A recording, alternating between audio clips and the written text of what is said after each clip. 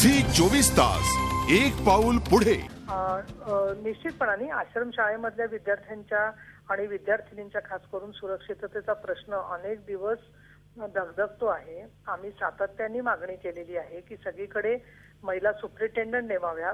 बबनराव पाचपुते यांनी सांगितलेले आहे की आम्ही सुप्रिटेंडंट नेमले आहेत, बरेचसे सुप्रिटेंडंट तिथे राहतच नाहीत। आणि दुसरं असं आहे की या पद्धतीने आता हे मुख्याध्यापिकेने पीडित हिला प्रवेश नाकारला, हे तर म्हणजे खरोखर आई वडिलांनी म्हणजे सरकारनेच मुलांना घराबाहेर काढण्यासारखं आहे। कारण आश्रमशाळेमध्ये तिचे पालक कुठे लांब राहत असतील अशाला मुख्याध्यापिकेने शाळेत प्रवेश नाकारण्याची पहिली घटना नाहीये। शिक्षण विभागाने या संदर्भामध्ये सूचना देखील पूर्वी जारी केलेल्या आहेत, पण असं असून सुद्धा मुख्याध्यापिका आणि खास करून शाळांचे जे सुप्रिटेंडंट्स असतात ते याबद्दल अतिशय संवेदनाहीन आणि माणुसकी शून्य भूमिका घेतात। आणि प्रश्न असा आहे की आदिवासी विकास विभागाकडे आम्ही विधिमंडळात सुद्धा लक्ष वेधलं होतं की आश्रमशाळेत अगदी सर्पदंश झाला तरी औषधं नसतात, मुलांना सायकलवर 4-4, 5-5 जणांना नेतात। आज जुन्नरच्या आश्रमशाळेमध्ये सुद्धा त्या ठिकाणी छोटी मुलं खाद्यपदार्थातून त्यांना विषप्रयोग होऊन दगावलेली आहेत।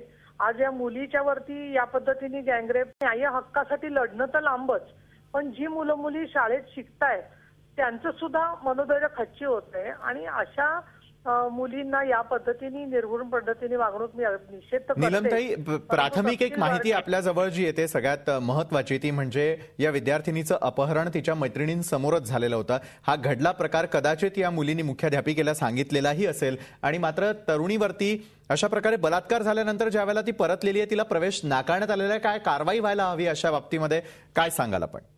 एक तर अशी शक्यता आहे की आता हे एक्झॅक्टली कुठल्या पोलीस स्टेशनच्या अंडर झालेलं आहे, सुरगाणा असेल मला वाटतं का एक्झॅक्ट प्रश्न कसा, पळसाणा आश्रम शाळेतली ही घटना घडलेली होती।